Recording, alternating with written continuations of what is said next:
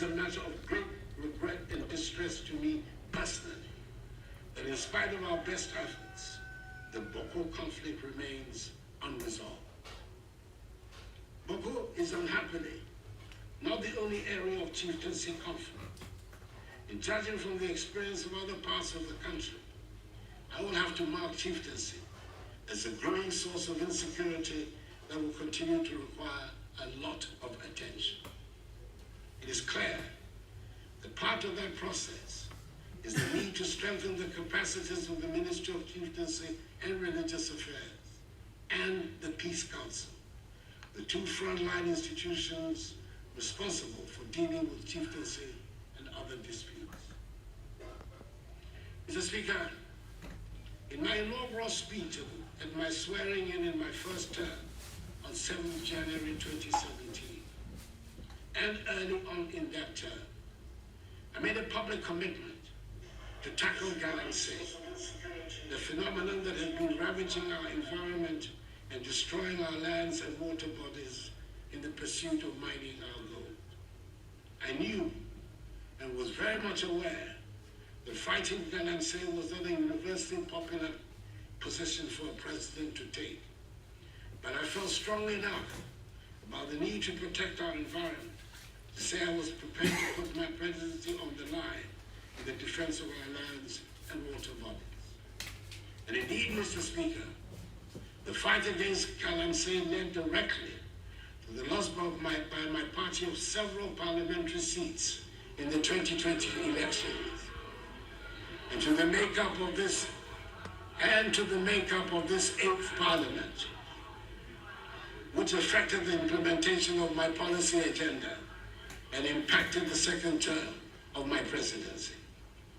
I welcome the many loud converts to the fight against galamsey that suddenly appeared in the run-up to the 2024 elections. And I pray that more and more of us get to embrace the need for the protection of our lands and water bodies. As I have stated on numerous occasions, the fight against galamsey is not a fight against mining or the extraction of the gold the Almighty has so generously endowed us with.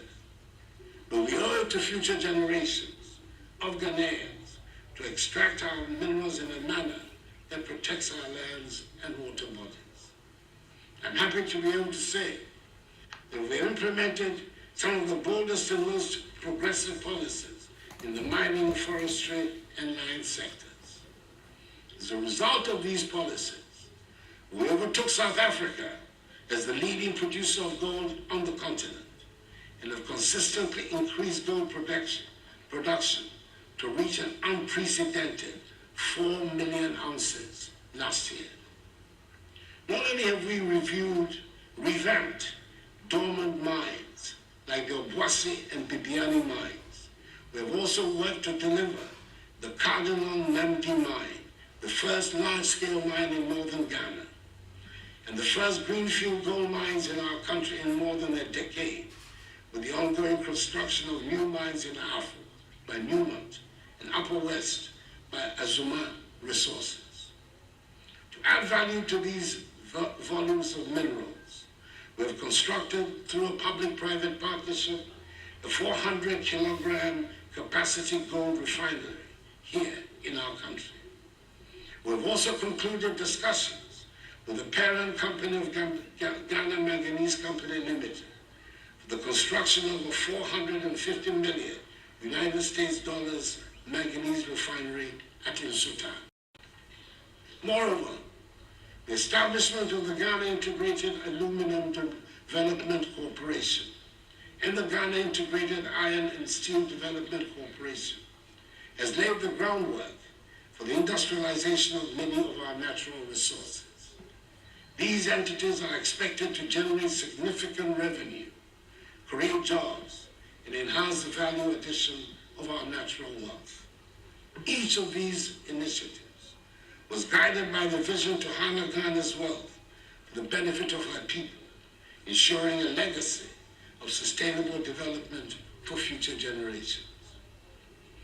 We continue to work to increase the forest estate of our country. Under the Ghana Forest Plantation Strategy, some 121,000 hectares of degraded forests were cultivated between 2017 and 2023. And under the Green Ghana Project, over 52 million trees have been planted in just 4 years of its implementation. In 2023, Ghana became the second country in Africa and the third in the world to receive results-based payments from the World Bank Carbon Fund for reducing emissions. Under the Ghana Cocoa Red Plus program, we've also completed all the necessary steps under the voluntary partnership agreement with the European Union. And effective June this year, Ghana will become the first African country and the second globally to issue forest law enforcement, government, and trade licenses.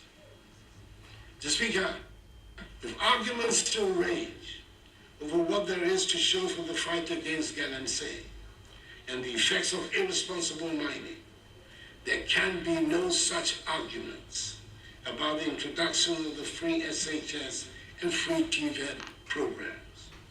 Another policy that did not have universal approval when I sought to introduce it on coming into office. However, I believe this is one of the rare occasions of we can do the word transformational without any danger of abusing the word. We have transformed education, and there can never be a reversal of the fact that some 5.7 million young people have gained access to secondary education who would otherwise not have had the opportunity, but for free SHS and free TVET.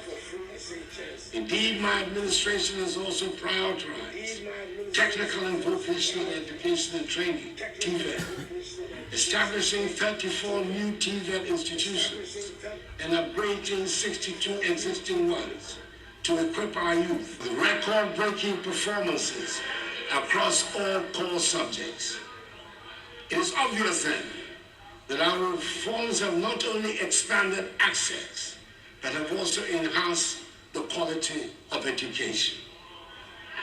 I am glad that we have elevated TVET and STEM to where they properly belong, and that they will no longer be seen as the option for those who cannot make the top grade. We have embarked on the development of 20 STEM centers and 10 model STEM senior high schools across the nation, and also constructed 186 new science laboratories nationwide. The other day, I commissioned the Accra STEM Academy, which is destined to play a key role in the future of STEM education in our country. These institutions are designed to provide hands-on learning experiences with cutting-edge facilities. From coding to robotics, our students are being prepared for the demands of the 21st century. It has not been without challenges, but the results are evident.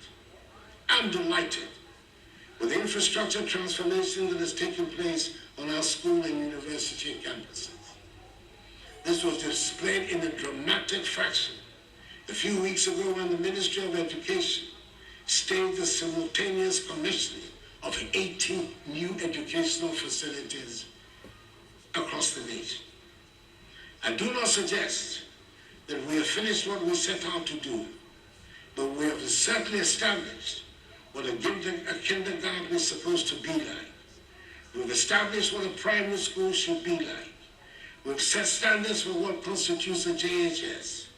Science laboratories are now integral parts of junior and senior high schools, and computer tablets are available for all school children. Mr. Speaker, I don't accept that a public school building can be painted in beautiful and attractive colors. Mr. Speaker, we have aimed to make the learning and teaching atmosphere a happy one for all school children and their teachers.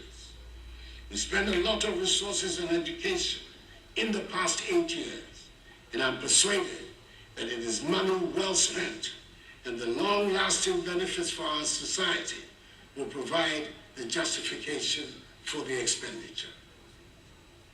This Speaker, it is impossible to make any meaningful accounting of my time in office without reference to the COVID pandemic. With the passage of time, it is easy to play down the extent of the catastrophe that have brought our world to a thundering halt and brought wild animals to lounge on highways. And we remember that airports around the world were closed, and some 2 years after the formal end of the pandemic, worldwide shipping and cargo freight have not returned to normal. Schools were closed around the world, and it took courage to reopen our schools.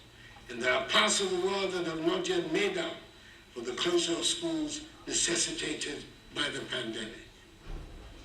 Probably, Mr. Speaker, the most poignant aspect of those times was not the fear that gripped us all, but the fact that we were unable to hold hands or hug each other, and we could not have funerals for our dead. It is worth emphasizing the point that with the help of the Ghanaian people and the guidance of the Almighty, we managed the pandemic in our country to the admiration of the whole world. Indeed, during the COVID-19 pandemic, Ghana emerged as a leader in Africa, managing the crisis with a balanced approach that prioritized lives and livelihoods. We were among the first countries on the continent to secure vaccines and roll out a comprehensive vaccination program. The establishment of our own vaccine manufacturing facility under the supervision of the National Vaccine Institute, a body created by Act of Parliament in collaboration with international partners, is a testament to our resolve to build resilience in our healthcare system. In the spirit of transparency and accountability, a parliamentary audit was conducted on the accounts relating to COVID-19 expenditures, reflecting my government's attachment to accountability and the effective stewardship of public resources during a time of crisis. However, the